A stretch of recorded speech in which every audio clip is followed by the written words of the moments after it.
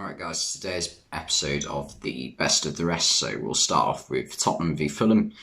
Tottenham were the best side throughout the game. Fulham, I felt, struggled to deal with the size of the pitch, to be honest, was one thing I noticed, because Fulham's best performances so far this season have come at Craven Cottage, the 2-2 draw against Liverpool, the 3-2 win against Brentford, and also beating a very informed Brighton side. They've had some good results at home. Away from home, they lost last week to Arsenal, which isn't a horrendous result, and got a draw at Wolves. I always think when I watch Fulham at Craven Cottage that it's a very narrow pitch, which does suit Fulham because it just means that Mitrovic can dominate the defence more because there's less space for them to spread around him, if that makes sense. And they're also a very physical team, so a narrow pitch is definitely going to suit Fulham. Tottenham took the lead through Højbjerg in the first half. It was a well-taken goal, nice 1-2 with Richarlison before placing it in the bottom corner. Heung-min Son hit the bar before that. Richarlison also hit the post in the second half and had a goal disallowed. It's just like Son and Richarlison, they're not playing badly. Richarlison's actually playing really well, but they just can't buy a goal at the moment. Richarlison, though, it is a little bit funny to see him score what he thought was his first Tottenham goal, take his shirt off, and then it gets disallowed. He's one of those players where you sort of like it happening to him because he is a bit of a Jamie Vardy wannabe, if that makes sense, a little bit like a shithouse. But no one will ever come close to Jamie Vardy, not Richarlison, not Neil Maupay, not anybody. But Harry Kane got the second goal for Tottenham, which was pretty much game done and dusted at that point. It came from Ryan Sessegnon running down the left-hand side, getting a shot off, and Kane got a tap in from the rebound. Sessegnon had a really good game against his old side. I don't know if he felt he had a point to prove or anything, but he definitely took his chance coming in for Ivan Perisic, who's been starting more than Sessegnon recently. Kulusevski also dropped out for Richarlison. Richarlison, he made stuff happen. He had another really good game for Tottenham. And Kulusevski, you wouldn't have thought this at the start of the season, but his place in the starting 11 could be under threat right now because Son and Kane are not going to be dropped realistically. He's the one who's going to be dropped, and Richarlison is playing very well when he is in the team. Fulham did manage to get a consolation goal through Alexander Mitrovic, who is keeping up his fine form at the moment, scoring 6 goals in 6 games. I mean, if it wasn't for Erling Haaland at the moment, there'd be a lot of talk about Mitrovic. It was a really good goal, cuts inside on his right foot and curls it into the top corner. He also had a shot about 5 minutes after that where it was a similar situation, a bit further out. It took a deflection though, looped up in the air and nearly found its way into the top corner. Lloris managed to save it though. But yeah, Tottenham, again, it's another good performance. Fulham never really looked threatening other than maybe the final 20 minutes. There were a few moments when they brought Willian on. But yeah, Tottenham, it was another controlled and high-level performance like we've seen so far this season on quite a few occasions. They'll definitely have a strong chance of getting in the Champions League places at the end of this season once again, Tottenham. Fulham, I don't see them having any problems with relegation this season. I think they'll just be a mid-table side, or mid-table, like a 13th place finish, I'd predict for them right now. Because they have got a good side with players like Paulinho and Pereira in midfield, Mitrovic up front. So yeah, they should be fine. Alright guys, now in the tea time game on Saturday, Man City went to Villa Park, and yeah, they got the opening goal in the second half. Wasn't the most chance filled first half. Watkins had a decent chance, and Kyle Walker as well had a really good chance where he was played through and should have squared it to Haaland, but blazed a shot wide. It was a terrible attempt, and I can only imagine Pep Guardiola was absolutely fuming with him at half time. But City got the opening goal just after half time. A super Kevin De Bruyne across, Haaland at the back post with the tap in. The perfect goal for how the link up between De Bruyne and Haaland is likely to continue. But to be fair to Villa, they didn't drop their heads at that point. They kept going. They didn't get too many chances. City probably had the better chances. They defended reasonably well, though, Villa. De Bruyne hit the bar from a free kick. But yeah, Villa did get back into the game, and they got the equaliser through Leon Bailey. It was a really well taken finish. First time, curled it right into the top corner. The pace on the ball just gave Ederson absolutely no chance.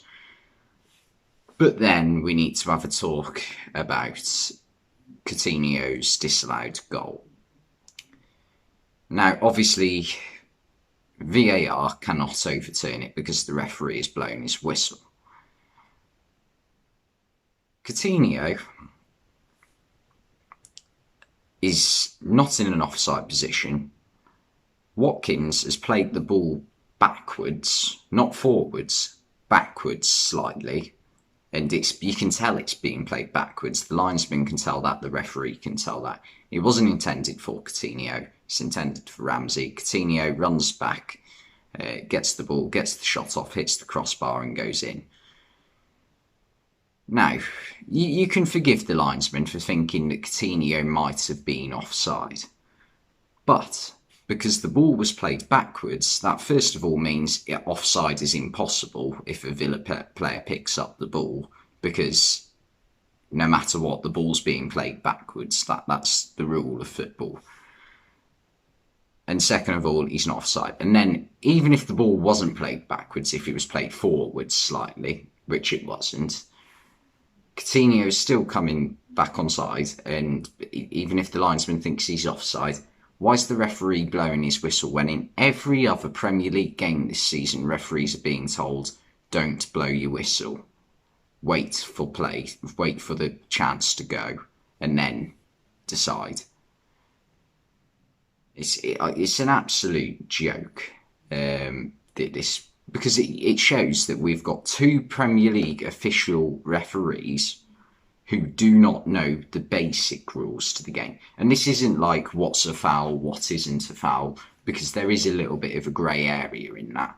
This is a basic law of how offside works. If the ball is played backwards, and it is easy to tell that it's been played backwards, because you've got the lines on the pitch where the lawn's been mowed to tell, it goes from one patch behind to the next patch as it goes across. That's the rule is, no matter where Coutinho's positioned on the pitch, he could be 5 yards behind the defender. If he wins the ball back and gets there before the defender, I mean, that's unlikely to happen. It's still not offside because the ball is being played backwards. It's an absolutely disgraceful decision. I think that's right up there with one of the worst we've seen in Premier League history. If the ball is played... I can't believe this. There's genuinely people who do the line for Sunday league teams who know the rules better than Premier League official linesmen.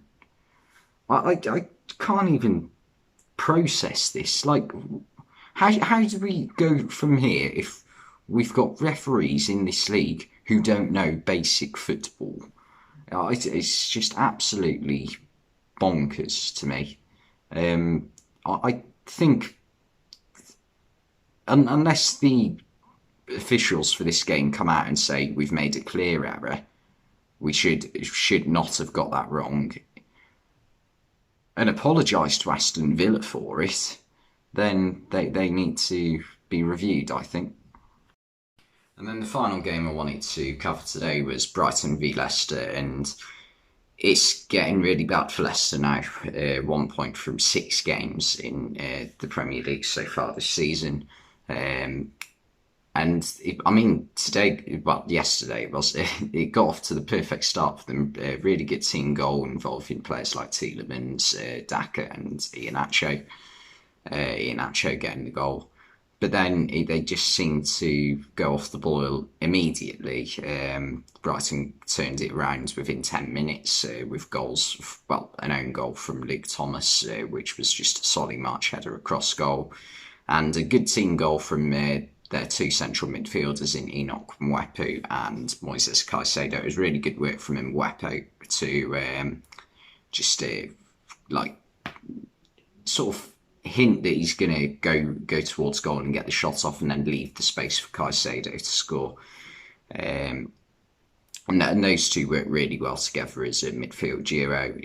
A lot of people thought that Brighton would be missing Basuma so far this season, this season after selling him to Tottenham, and not really buying a replacement. But I think Brighton fans knew something. A lot of other fans looking in from the outside didn't know. Brighton were just absolutely brilliant. Leicester pulled it level through Patson Daka again. It was a well-taken goal, good ball by Tielemans. But second half, Leicester just couldn't get hold of the ball whatsoever. Brighton took the lead from thought they took the lead from one of the goals of the season from Alexis McAllister. It's one of them where you only hit one shot like that in your career.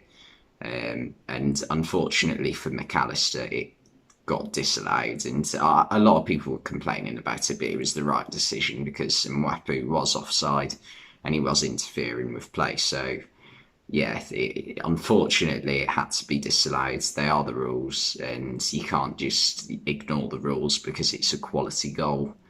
But it didn't matter for Brighton. They kept going. They took the lead again through Trossard, McAllister and Gross being involved in the build-up. And McAllister got 2 goals at the end, so it still wasn't a horrendous day for him despite his wonder goal being disallowed. He scored a penalty, which, oh my God, Trossard's skill on Ndidi to get the penalty was incredible. He does this thing where he rolls the ball over his foot, and then using his weak foot, sort of Rabonas it past him, gets past him, round the outside, and indeed he pulls him down. It was just absolutely, it should be illegal, that. McAllister tucks away the penalty, and then right at the end of the game scores a superb free kick, curls it right into the top corner. But Leicester, it was just despite the 2 goals being quite well created and taken goals, it just was just not a good look for them at all. The play of Danny Ward and Wilfred Ndidi having a heated argument, James Maddison and Daniel Amate doing the same in the second half. Danny Ward made quite a few mistakes throughout the game, definitely didn't have his best game. But I do have a little bit of a bone to pick with Brendan Rodgers over Leicester's team, because I know Soyuncu's been very out of form over the past 12 months, and Vestergaard has pretty much been the same. But you've got to give Soyuncu a run of games now that Johnny Evans is back in the team, because that was a brilliant defensive partnership just 2 or 3 seasons ago. In fact, there was people saying that Soyuncu was one of the best defenders in the league. It was the year they just sold Maguire to Man United and he came in as his replacement. Now, obviously, Johnny Evans is a very experienced and brilliant defender, and he did make Soyuncu a better defender, but you've got to play him in, because from playing Ndidi at centre-back, you also lose Ndidi in midfield. So that was a poor decision from Leicester, and they need to turn things around quickly. But for Brighton, they're looking absolutely brilliant at the minute and could definitely get a European place.